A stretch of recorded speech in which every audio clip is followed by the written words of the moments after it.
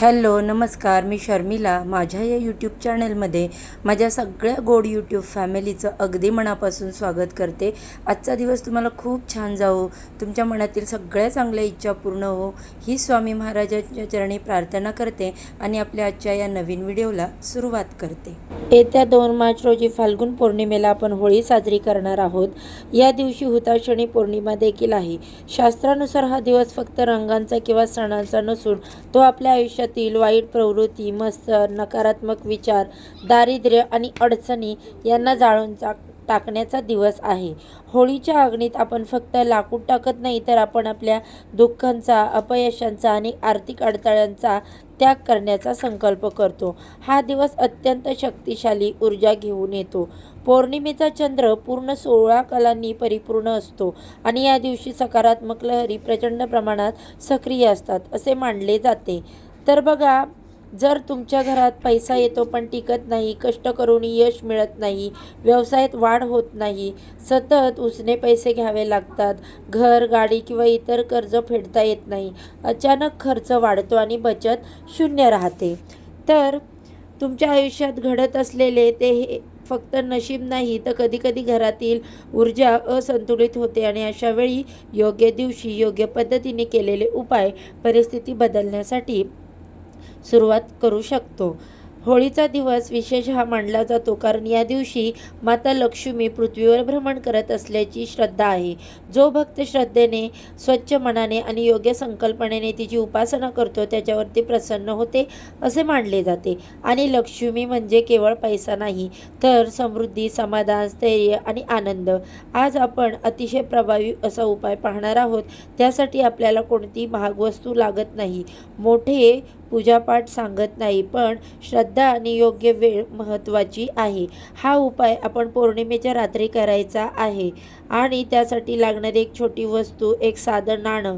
पण योग्य प्रकारे सिद्ध केलेलं हे नाणं कसं सिद्ध करायचं, कोणत्या वेळी ठेवायचं, दुसऱ्या दिवशी काय करायचं आणि ते घरात कुठे ठेवायचं, अशी सर्व माहिती आपण आजच्या या व्हिडिओमध्ये पाहणार आहोत.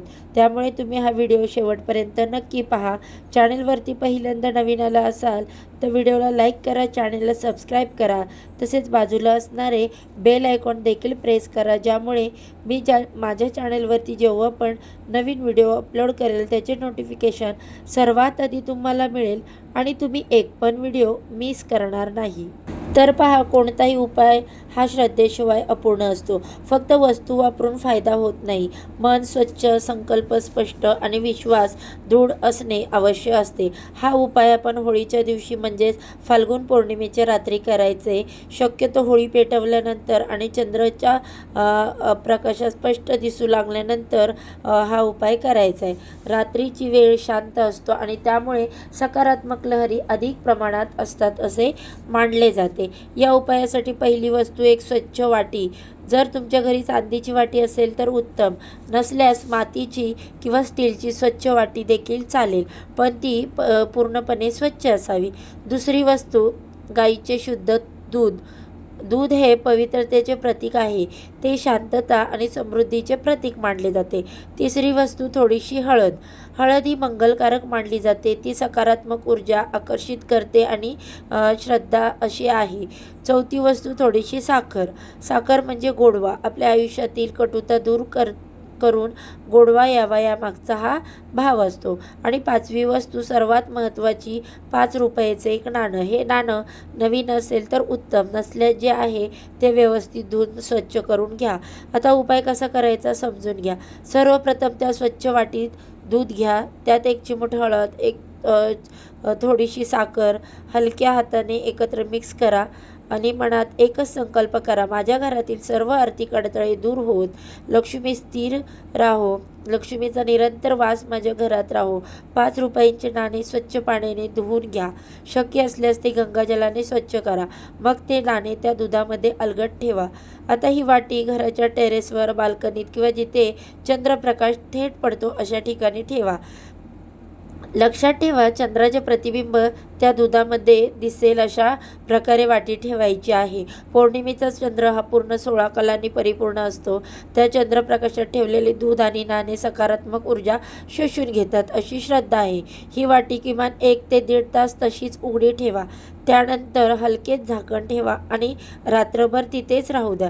इथे एक महत्त्वाची गोष्ट, हा उपाय करताना कुणाशी वाद घालू नका, रागवू नका, मनात नकारात्मक विचार आणू नका. कारण ज्या भावनेने आपण उपाय करतो त्याच भावनेची ऊर्जा या वस्तूमध्ये साठवली जाते. आता सर्वात महत्त्वाचा टप्पा येतो. बरेच लोक रात्रीचा उपाय करतात पण दुसऱ्या दिवशी जी प्रक्रिया असते ती योग्य पद्धतीने करत नाहीत आणि त्यामुळेच त्यांना पूर्ण लाभ मिळत नाही. म्हणून हा भाग अत्यंत लक्षपूर्वक ऐका. दुसऱ्या दिवशी सकाळी शक्यतो सूर्योदयाच्या आधी किंवा जास्तीत जास्त 6 वाजण्याच्या पूर्वी उठावे. सकाळची वेळ ही सात्विक असते. त्यावेळी वातावरण शुद्ध आणि शांत असते. सर्वप्रथम त्या वाटीजवळ जाऊन मनात देवाचे स्मरण करा. श्री स्वामी समर्थ असा जप करा किंवा आपल्या इष्टदेवतेचे नाव घ्या. त्यानंतर या दुधामधील 5 रुपयाचे नाणे अलगद बाहेर काढा. हे नाणे स्वच्छ पाण्याने धुवून घ्या.